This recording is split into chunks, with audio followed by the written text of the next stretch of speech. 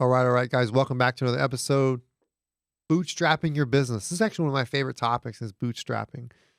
So there's people that are, there's listeners here that some are going to be your nitty gritty.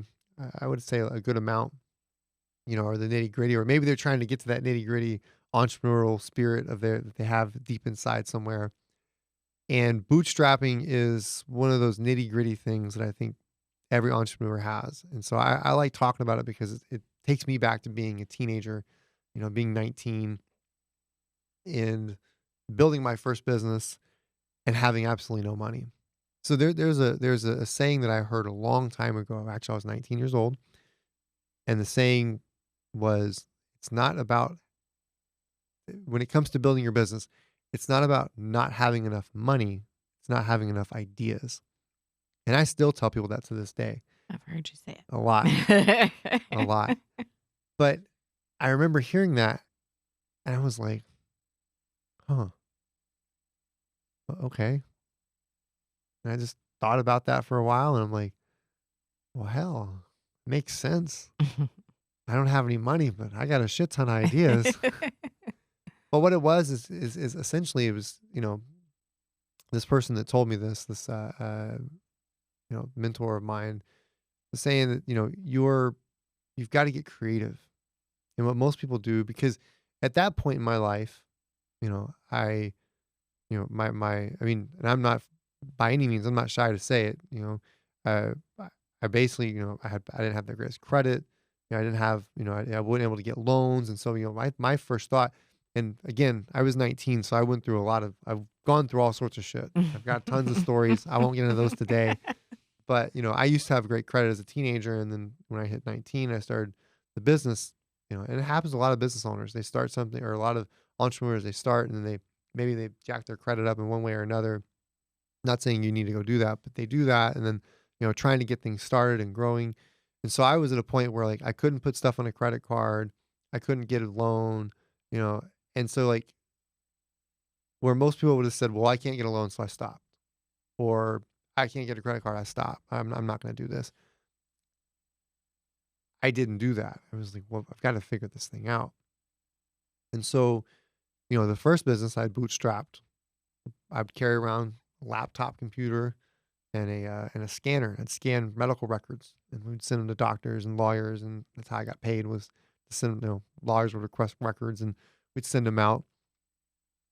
We get paid, and I made some good money. I remember, starting out, especially being 19. I think the most I was making was 2,500 to three grand on that business. Couldn't get it past. I could never get past the 3 grand mark, but it was all bootstrapped, and 3 grand a month, by the way, is Mhm. what I mean, by the way. That's not that so, I could but, at 19 years old, starting from scratch, I had this laptop and I was given a, like, Brother scanner, one of those Brother printer scanners. Mhm. It's just I mean, it was just a plastic hunk of shit. Like, it worked, but it worked, and I was given that, and I'll never forget. They're like, "Hey, we'll give you the scanner," and they gave me or they said, "Hey, someone's has this. Do you want to use it?" And I was like, I made it all work, and then I bootstrapped the entire thing. I didn't have money for advertisement, didn't have money for any of this, and so I'd go door to door, knocking on doors at doctors' offices. But it was the beginning. That's how I got clients, and I would drop off some, folders. Didn't have a lot of money, but it was self funding, is what it was. But the whole business was self funding. And the reason I share that story, and again, that's just the 30,000-foot view of the story. But the reason I share that is because it was self-funded, and that bootstrapping caused me to learn what it was to have to build something from scratch with little to no money. And it created a skill that kind of became an addiction to a degree. So fast forward some years later, we build another business. I ended up building another business, and Misty and I build that together. But I started that business with the same thing. Started out of the garage, the martial arts school was out of the garage, and just self-funded it. Went from that to getting its own place to, getting its own place to building up to, 6 figures in 12 months. It took me 12 months, 12 months to actually start billing 6 figures worth on that is what it took me. Yeah, it didn't take long. So I built that up, and it was all self-funded. Everything went back into the business. I would self-fund the entire thing. And it wasn't until years later where I was like, all right, I've built up some money. Let's go throw some money at the wall and see what sticks. And that was my biggest lesson. Misty experienced that with me, that money doesn't fix all the problems, and every business we've ever done where you're just throwing money at the problem, it doesn't solve it. Now, real estate's different, right? In real estate, obviously you need to throw money at some things because it's just a requirement of what you're doing, whether it's your money or someone else's money. But just throwing money out at advertising isn't going to solve the problem. You can't be like, oh, I'm going to just, throw some money out randomly and this is what's going to happen.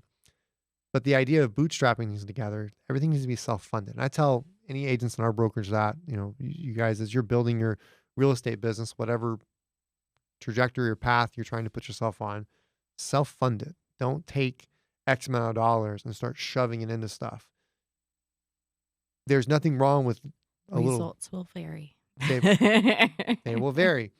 There's nothing wrong with testing a little bit, trying to see what works, but you don't want to just go blowing your entire, You gotta, bucket of cash. when you test things, you have to give it a specific amount of time to actually truly test it. Yeah. You can't just get antsy with it and it's not working. And that's a tendency as well. That happens. You get antsy and you're like, oh, it's not working. So I stop. So bootstrapping takes some patience because is it a longer way? Yes. But if you think back, if you're, Misty and I, a show we like to watch together is Shark Tank. And you can almost tell who's going to get funded and who's not. And the people who always get commended are the ones who can bootstrap. They can build it from scratch without any help. And there's some of them that build it from scratch, and they bootstrap the entire business to a point that they actually tell them, we don't want to give you any money. You don't need us. You don't need us. And that's a good feeling. Yeah, I remember when I went and raised capital, I was working to build something. It was a software. And this is years ago. We were working to, I wanted to kind of venture out into something else, wanted to build a certain software, and I'm going to go raise capital for it. And I got told all the time by people, why don't you just do this without us? Well, I want to bring people on so I can move further faster. I'd already bootstrapped numerous times. And I look back and I'm glad I never did that. I'm glad that, things went the way they did. They needed to go the way they did because it kept me grounded on bootstrapping and sticking to what I know. And bootstrap can be at a large scale too. You can still bootstrap a business, and be able to do and have someone help you, with cash and things like that. I mean, real estate's that. If you're a real estate investor, you can bootstrap your whole business. Maybe you have a private money partner who's helping you on that side, or, use a hard money lender, but you're bootstrapping all your marketing to bring in to buy a property or to acquire a property. That's still bootstrapping. Yeah, you might have a cash partner on that side, but it's beneficial for them, right? They're not gambling. They're not gambling on a software and hoping that works out. They know I can get a return, but you bootstrapped by what? Giving them a call, send them an email, shoot them a text. Can we meet? Take them out to lunch, take them out to dinner. That's still bootstrapping. You might have spent, $50 on the dinner for you and them to sit down and eat at Old South Pancake House. That's not $50. That's more like 30. But you spent $30, $50 on a dinner. You talk, run through what you're wanting to do, and they're like, yeah, I'll be a partner. And they're a private money partner. And then now you're not using their money. You don't use their money to go do advertising, but you use your own money to go do some advertising. And one thing I found with bootstrapping that it's still today, it hits every single time, is when you put your own money on the line, it's the weirdest thing. It's like I call it the law of the universe. It's like it knows, and it's just going to send you some back. Sometimes it won't, but for the most part, there are days where I'm like, all right, cool. I spent X amount of dollars and I didn't think about it. I just did it. I spent it. Good. And the next thing you know, maybe the next day or later that day, a lead comes in from that or something. I'm like, every time. This shit works every single time. And so it's the bootstrap principle. I've done it both ways. We've done it where, where you try to just throw your own money, a bunch of money at it. It doesn't work as well. You need to work your way into it because it also gives you a chance. You're nimble, right? I remember, think about when a company's big, it's like a big ship, it's Titanic. You know what I mean? And they can't move as fast, right? They can't turn, but you're on a little speedboat, right? You're an entrepreneur, you're on this little speedboat. And I don't mean like a big speedboat. I mean like a little like tiny, speedboat. You can cut the corner real quick, Sea-doo. the sea-doo. You can make a transition real quick if needed by utilizing your own money and going slow and taking your time. And once you actually know it works and what you're doing is the right direction, you're going the right trajectory, everything's right, then you pour some money into it. Then you go, okay, let's turn this faucet on and let's ride. One of my favorite things is to, when I bootstrap, is to, I have a question that I ask myself, would this work? I lay it out. I'm like, all right, I think that would be the right way to go. Then I build it, test it out, I build it, then I throw it in the test. And if it works, great. If not, then I kill it, let it die, move on to the next thing. Now, testing might be 3-6 months. It might take some time. It might take, longer. It's not going to be a week. It's not going to be 2 weeks. It's going to be, you got to commit to that, otherwise it's not going to work. So you need to bootstrap everything together. That means, your advertising, your marketing, it's just, it works out.